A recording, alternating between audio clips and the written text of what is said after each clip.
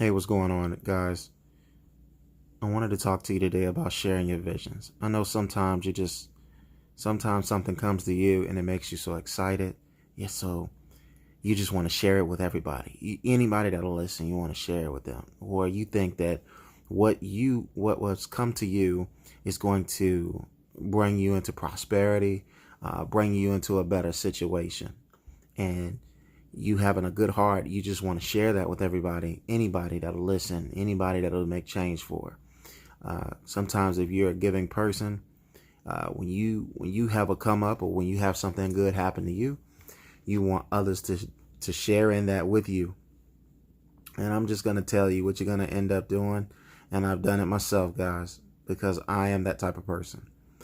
My mistake was when you start to share your visions with other people, you're going to get an opposite reaction.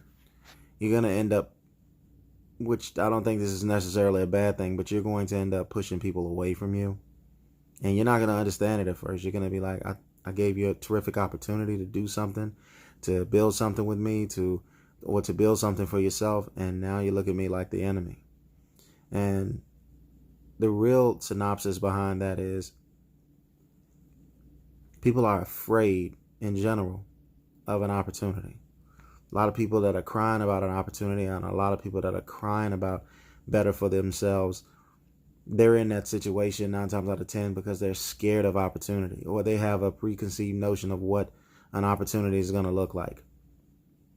When you get a vision about doing something, and listen, I'm preaching to the choir on this. This is something that I now do, that I would encourage you to do as well, especially if you can relate to what I'm saying. But when you decide that when you get a vision of doing something, just look around you when that vision comes to you. And who do you see around you? If you don't see anybody around you, that means that vision came to you alone because it's just for you. Now, when your vision is when you implement the work that it takes to make your vision manifest itself into the reality, and others want to partake at that particular time, that's on you. But you gotta stop sharing your visions of what you're trying to do, because if people can't see it, and even when your vision comes to yourself and it makes perfect sense, it makes perfect sense. It may make perfect sense to you, but it doesn't necessarily mean that it's going to make perfect sense to somebody else. No matter how clear it is, even if it's just like 1 + 1 is 2, some people just aren't going to be able to see it that way. Some people aren't going to see it that way. So you just got to make sure you take time out to cultivate your visions. Work on those things. Don't share what you're doing with other people if it came to you in private. Cultivate that because the vision came to you for a specific reason. And you have to protect that vision, and you have to hold that dear to you.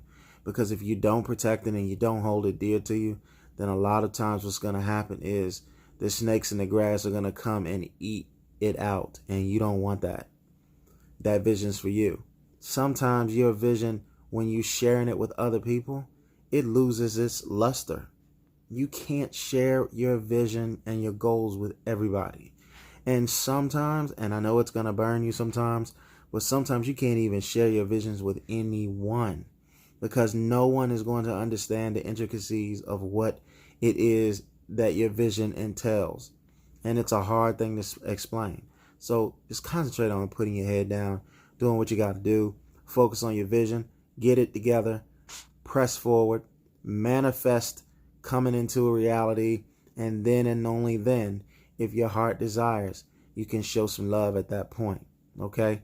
But the best thing to do is love yourself, because if you don't love yourself, man, ain't nobody gonna love you like you love you.